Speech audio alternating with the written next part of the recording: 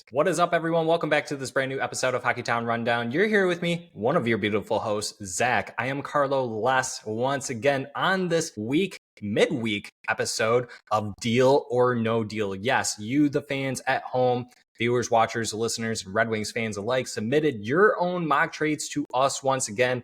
And I just want to take a second to say thank you and give a round of applause to everyone that did take time out of their day to go ahead and do that. It is a little nerve-wracking, and we truly do appreciate it. While you're at it, if you haven't already, if you are viewing or listening to us on YouTube, why don't you go ahead and hit that subscribe button, hit the thumbs up, and then hit that notification bell so that you know when these brand new episodes come out on a weekly basis. Regular episodes appear on Sundays. Episodes like these will periodically be throughout the week.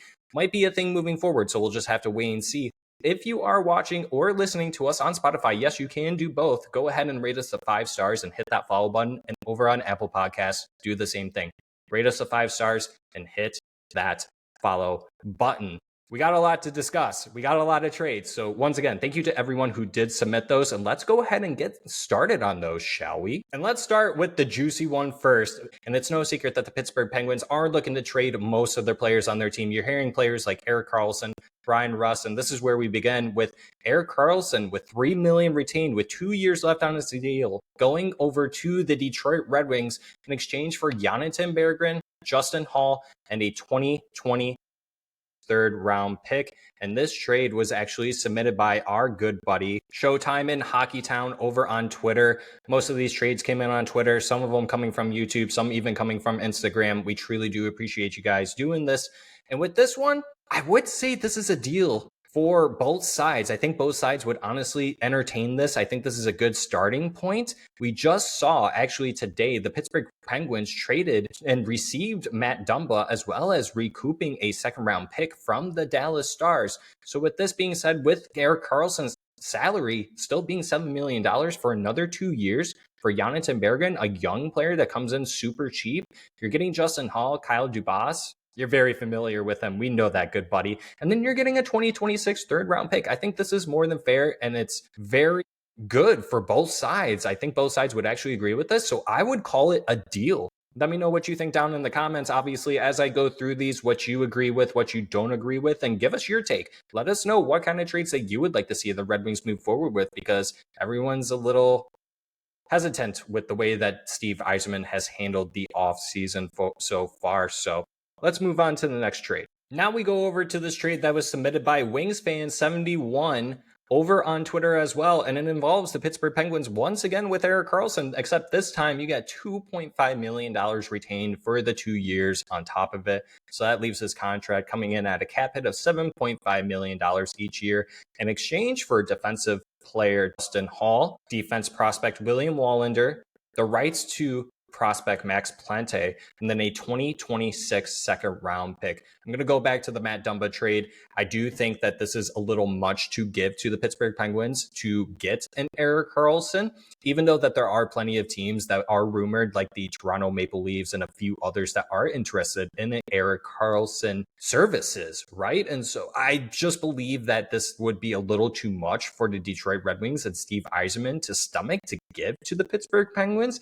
And it really just all comes down to how much Steve really believes that his defensive game isn't as bad as a lot of people seem to think it is, but also on the bright side, you're looking at how many points can he contribute on that back end, because it's no secret the Red Wings defense really didn't put up too many points last season, but you also need them to defend because the PK was bottom 5 last year and 5-on-5 was atrocious as well. So with this, I think the Red Wings would say no deal and the Pittsburgh Penguins would walk away very happy with this one. So in this case, I say no deal. In this trade, we have Brandon Orth submitting his trade over on Twitter, and it is a Mason McTavish trade coming over from the Anaheim Ducks, and it would be a sign and trade. He did put on here that he would give McTavish a 5-year deal coming in at $6.5 million AAV.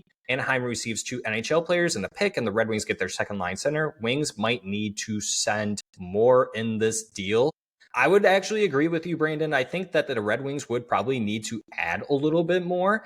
I don't think that Anaheim Ducks are in a position to just kind of lightly ship off their players. While, yes, we did kind of see it in the past, I just don't think that they would actually do this for Mason McTavish. And if that is your overall plan, to have him as your second line center, I think there are going to be plenty of other teams that will be wanting to do the exact same thing. So you will have to beat them out. But I do like where your head is at. You may have to include another second round pick in here.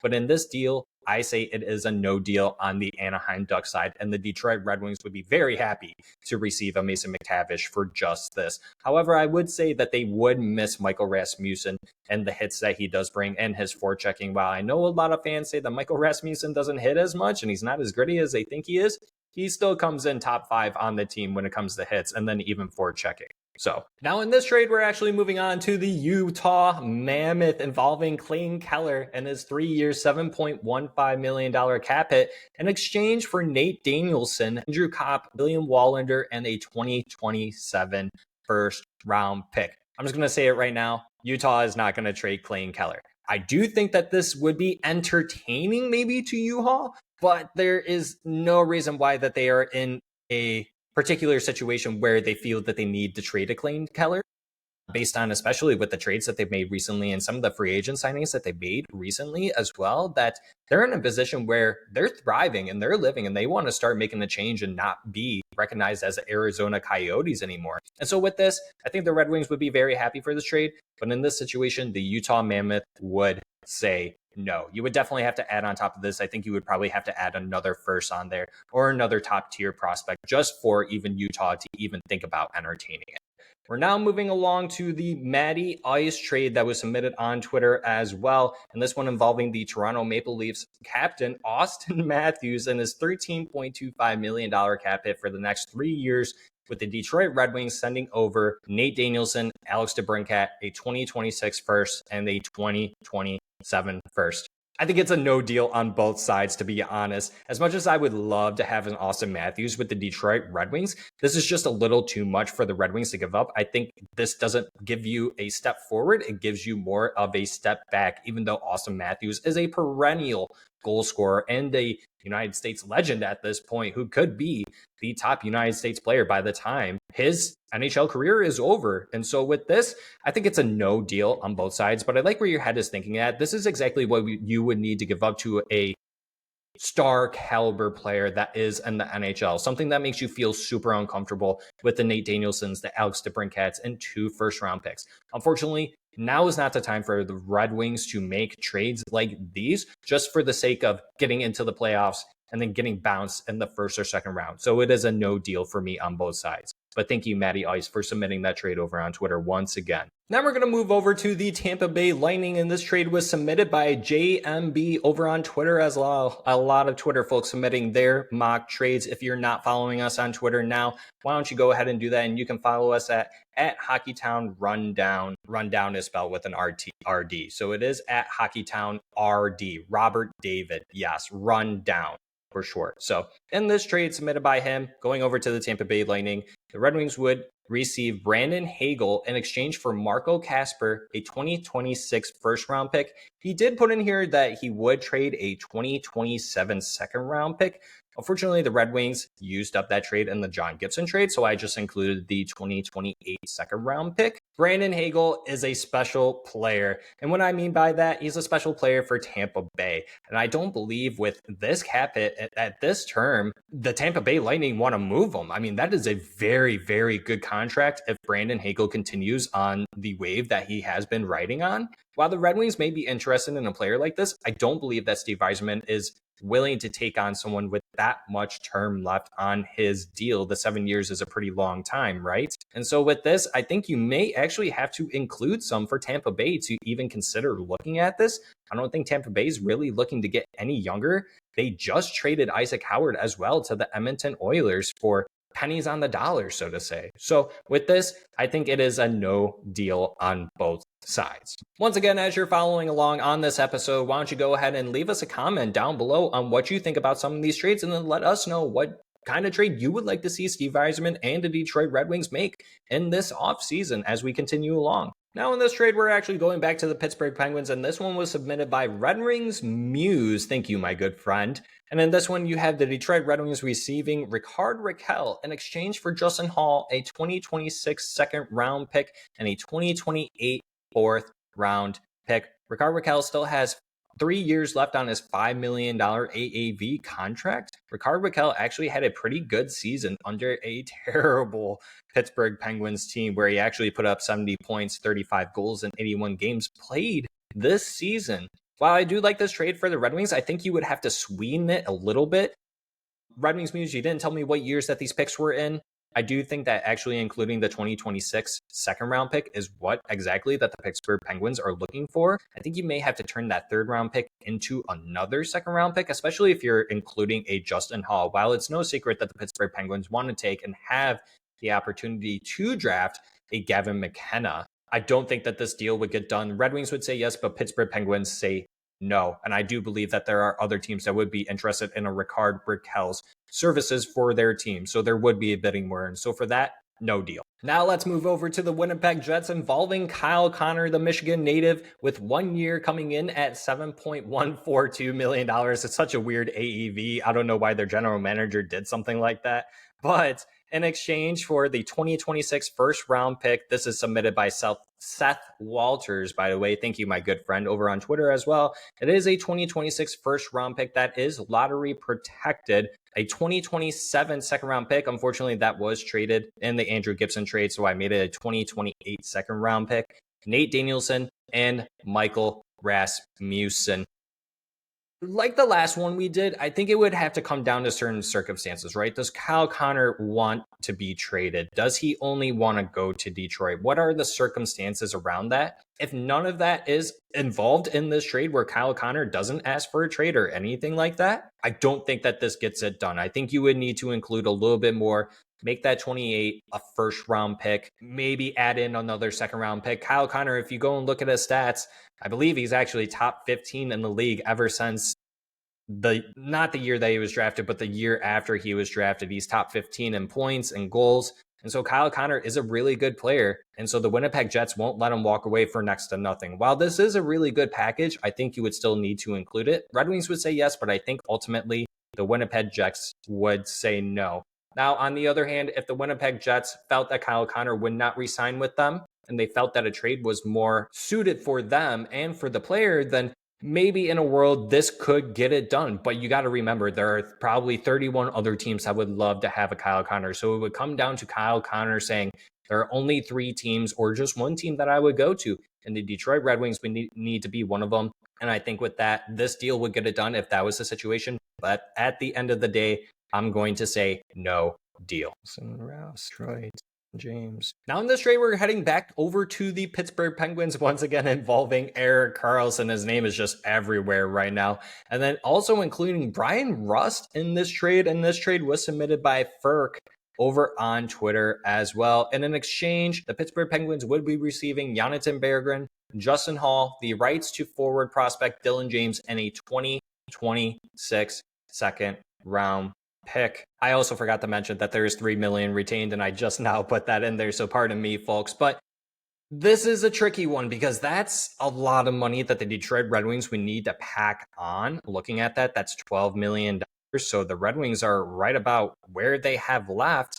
I mean, yes, you're moving along the $1.825 million and the $3.4 million of Berggren and Hall. This is a lot for Detroit Red Wings to stomach. So is Yzerman really in that vicinity to take on this much cap from just 2 players alone, right? Brian Rust, being a Michigan native, would be pretty nice to add, and he's no slouch. He can play both on the left and the right wing. This past season, he put up 65 points, 31 goals in 71 games played. This is very close. This one, I actually would say a deal, to be honest with you. I think you may have to sweeten it up a little bit, but it really just comes down to how much do the Pittsburgh Penguins value someone like a Jonathan Berggren and then potentially a Dylan James in their system moving along in the future while they go through their own rebuild, right? And so I actually would say that this one's actually a deal, and you guys can give me flack all you want. Go ahead and leave it down in the comments. But once again, I think you may have to tinker with this a little bit. But for now, I'm actually going to call it a deal. So that was actually a pretty good one. Lewis Berggren first Moving along over to the St. Louis Blues, the rumors just keep swirling that they are interested in trading a Jordan Kyrou, who comes in with 6 years left on his $8.125 million contract, and submitted by Jake Rivard over on Twitter. Thanks, good buddy. We definitely appreciate it. Is willing to offer the St. Louis Blues a Jonathan Berggren, Nate Danielson, and he said a first-round pick, so I'm just going to include the 2026 first-round pick. It's no secret, obviously, that draft is so loaded and so deep that teams are salivating at the fact that if they can actually get these first-round picks from other teams, they're very happy with that, right? And so there's a lot of teams that aren't willing to move on from their 2026 first-round pick. And so with this one, it's very close. It really just depends on how bad St. Louis is looking to move someone like a Jordan Kyrou. How do they view a Nate Danielson, right? And so with this one, I think you would have to include a second-round pick. And with that, I'll just go ahead and do that for you, my good buddy Jake, and I'll include the 2028 second-round pick. And actually, I think you might actually get a deal done here. Now, I'm probably going to catch a lot of hate for this one, I know, because it is Jordan Kyrou. He's a very good player for the St. Louis Blues, right? But with this player, you're getting a right wing who's at 27 years old, comes in at a really good cap at just slightly above Lucas Raymond's rights. This past season, in the 82 games played with 36 goals, he put up 70 points total. His season high was 75 points in 74 games back in 21-22. So do the St. Louis Blues not view Jordan Kyrou as a guy who can elevate his game now that he is technically entering into his prime years? So if the St. Louis Blues are looking to go into that little mini rebuild or retool, whatever they want to call it, and insert a Nate Danielson to be their future 2C, then yeah, I think that this deal would get done. I do think you would need to include that second. And so, Jake, I did that for you, good buddy. And so I'm going to call it a good deal from here. Now, moving back over to the Anaheim Ducks, submitted by Paul. He is submitting that the Detroit Red Wings trade Jonathan Berggren for Drew Helleson, who I'm very unfamiliar with, actually. So I think this is a really good trade. He's a 24-year-old right-handed D shooting defenseman coming in at 6'3", 214 pounds. So he definitely fits the mold of what the Detroit Red Wings could potentially be looking at for a right-handed defenseman. Obviously, now they got JBD, Jacob Bernard Docker, to man that third slot on the right-handed D side.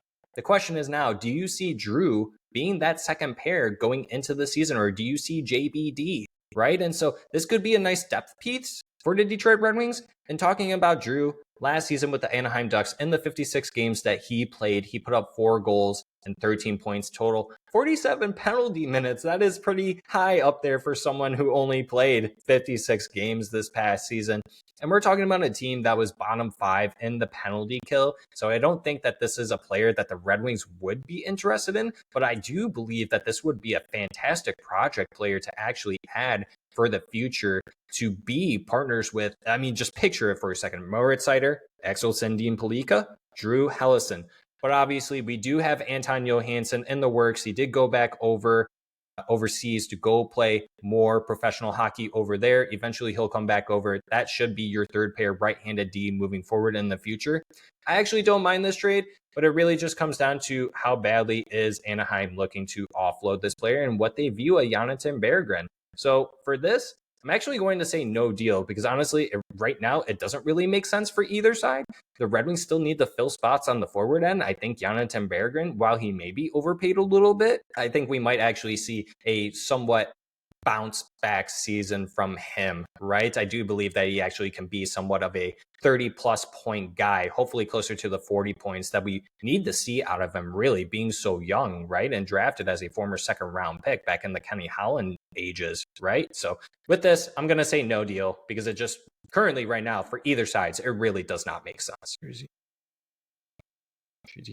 Now in this trade, it involves the New Jersey Devils trading away Dougie Hamilton to the Detroit Red Wings, and this trade was submitted by Adam Kerr over on Twitter as well. In exchange for centerman JT Compher, goalie prospect Carter Gylander, a 2020 first round pick that is protected, and a 2026 fifth round pick. Dougie Hamilton is $9 million 3-year contract that's left. It's going to be really difficult to stomach for a lot of fans. But Dougie Hamilton, he's no slouch of a player. While, yes, he has some injury-ridden seasons like this past one in 64 games played, he put up 40 points, 9 goals. But if you look back over at the 22-23 season and 82 games played, he put up 22 goals and 74 points. Now, hear me out here. The age, maybe not so much a worry. 32 years old, but you got to deal with it for another 3 years, right? Now, this would solve a lot of problems for the Red Wings on the back end. Dougie Hamilton can still be effective defensively. He obviously can put up the points. The only thing that scares me is his injury history. I don't think that the New Jersey Devils would be interested in someone like a JT Compher. I actually don't believe that they are in a hurry to trade someone like a Dougie Hamilton. And once again, you will have to beat other teams out. Are they interested in Carter Gylander? What do they project them to be in the future, right? Carter Gylander, this is someone who is only 24 years old. He's 6'5". He's 190 pounds. But once again, he's already 24. He hasn't even shown up into the NHL yet. Really haven't seen him in the AHL yet either. So why would the New Jersey Devils foresee this player being somewhat of a fixture in the NHL moving forward? I actually don't see that. While the New Jersey Devils may be interested in the Detroit Red Wings 2026 first round pick, I think you would absolutely have to add here, and you have to beat out some of the other teams that may be interested in a Dougie Hamilton. But if the Detroit Red Wings are taking on that full $9 million, there could be an instance where I see this actually goes through. But in this situation, I'm actually going to say no deal. I think another team would absolutely be able to beat something like this.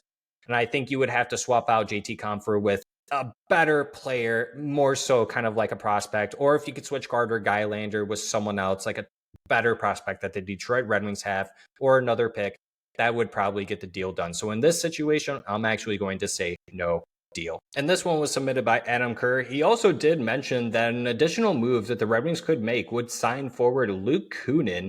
He's a right shot center that would replace Compher, and then go out and sign goalie Louis Domingue.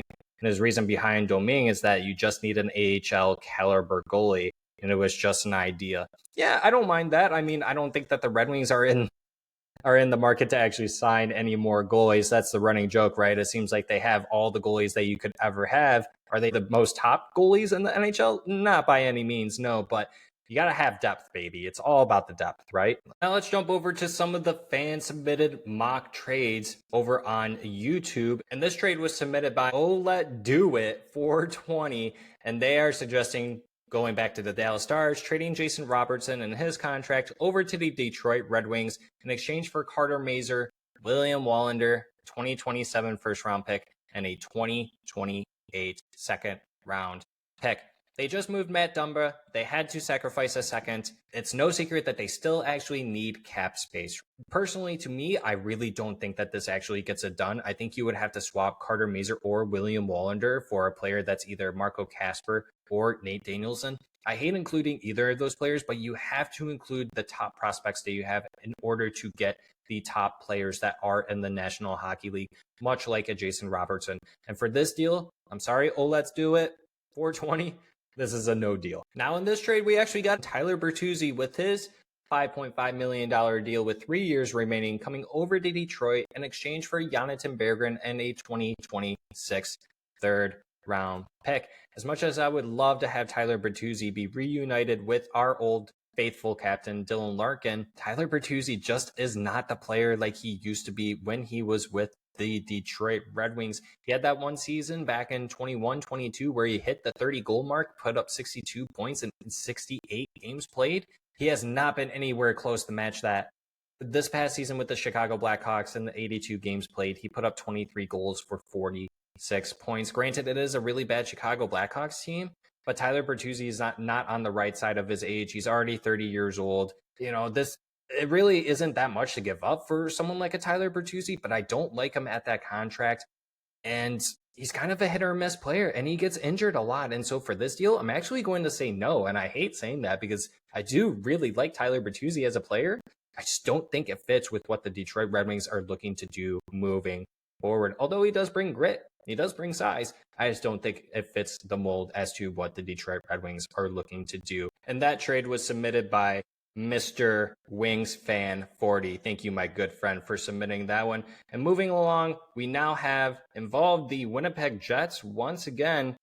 And this one is submitted by Icefish in Michigan, who is submitting the trade of Kyle Connor coming over to Detroit in exchange for both Nate Danielson and Sebastian Cossa. Now this is where it gets very interesting, because if the Winnipeg Jets feel like that Connor Hellebuck does not want to resign after his deal is done. I don't know what their goalie prospect pool looks like currently, but Kosa could be that problem solver for them in the long-term future if they are looking at it from that perspective. And same thing for Nate Danielson. That could be your 2C for years to come in exchange for Kyle Connor, who can be a really good fixture in the Detroit Red Wings lineup right now and moving forward along in his tenure in the NHL. This one actually is very close, and it would still come down to that weird situation where does Kyle Connor only want to go to Detroit?